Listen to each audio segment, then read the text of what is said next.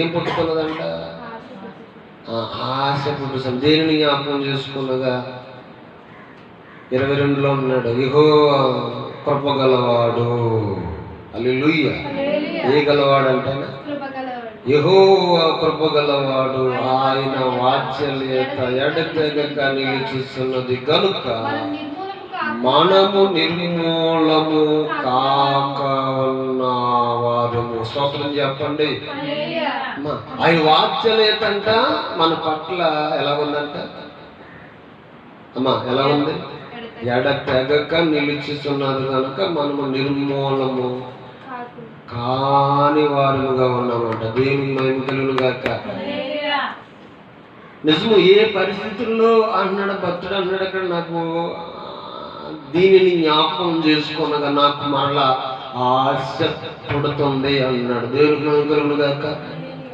లేదు, ఏం లేదు, లేదు, నేను ఇంకా నడవలేను, నేను ఇంకా లేవలేను, నా పని అయిపోయింది. ఈ రోజుతోటే ఓ రోజున మా పాస్టమ్ గారిని గొప్ప గొప్ప చక్కగా నీ పేరన్నా నేర్చుకోమ్మా, ఏమైనా పిల్లల దగ్గర గుణంతాలు అతను నేర్చుకోమ్మని చెప్పి బుక్ నోట్స్ బుక్ పెట్టి కొనుక్కొచ్చి ఇచ్చాను నేను. దేవునికి మహిమ కలుగును గాక.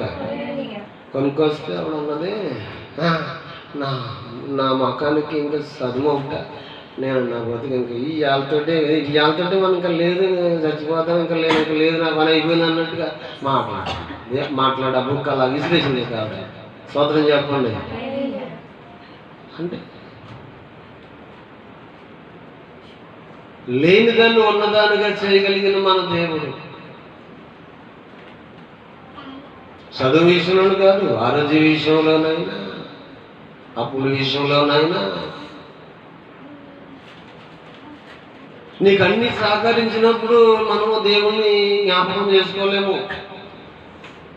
బలం కానీ, డబ్బు కానీ, బంధువులు కానీ, కావలసిన వారు కానీ, బలగం కానీ, మన పదవి కానీ, మన జాబ్, మనకన్నీ సమకూడున్నని చెప్పు దేవుడు అక్కర్లొద్దు మనకు.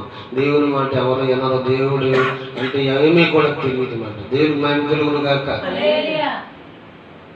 నిజము. ఏ పరిస్థితుల్లో మనం దేవుని తట్టు తిరగలుగుతాము, ఏ పరిస్థితుల్లో దేవుని మందిరానికి వెళ్ళగలుగుతాము, ఏ పరిస్థితుల్లో దేవుని మాట వినగలుగుతాము, ఏ పరిస్థితుల్లో ప్రభువా నీవే దిక్కు అనేది. హల్లెలూయా.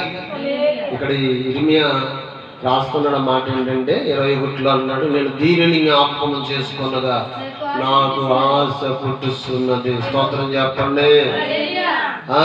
అవునట్టు నాకు ఆశ పుట్టుస్తున్నది.